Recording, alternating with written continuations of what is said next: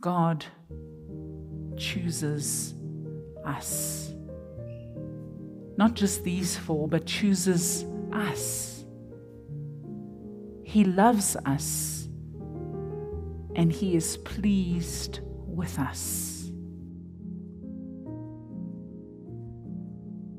While reading our scripture that is set for today, and I did extend it a little bit to include the baptism of Jesus, I noticed something that I hadn't quite noticed before.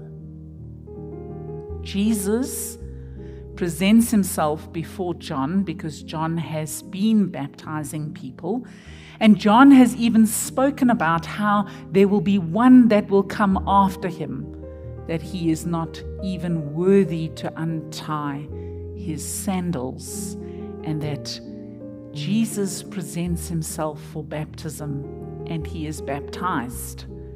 Now, the thing that I noticed that I hadn't quite noticed before was that Jesus does very little in his baptism, and Jesus says nothing. Jesus does very little and he says nothing. In actual fact, the only words that are recorded in this act of baptism is from God. The words that we heard this morning as Jesus was coming up out of the water, there is a voice from heaven that came and said, "You are my Son, whom I love, and with you I am well pleased."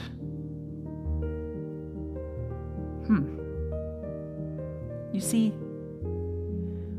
God chooses us.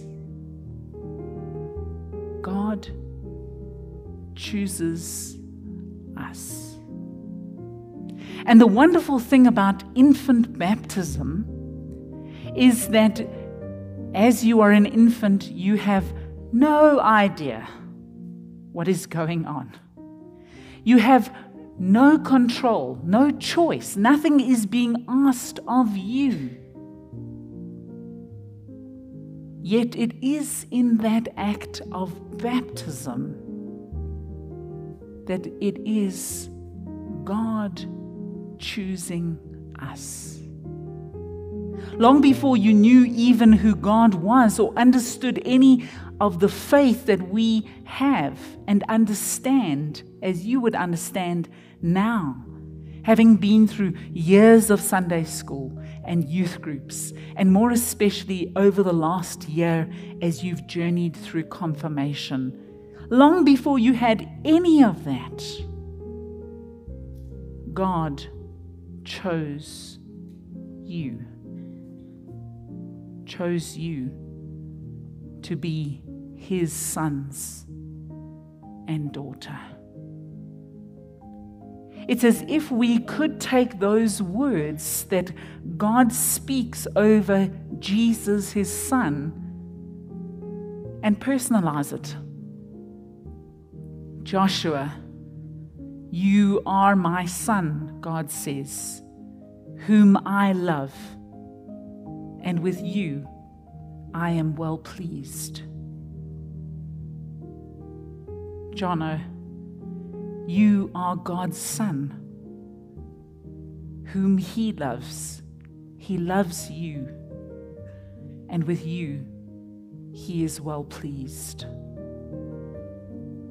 Rebecca, you are God's daughter. He loves you, and He is pleased with you. Tapelo, you are God's son. He loves you, and He is pleased with you. God chooses us. Not just these four, but chooses us. He loves us, and He is pleased with us.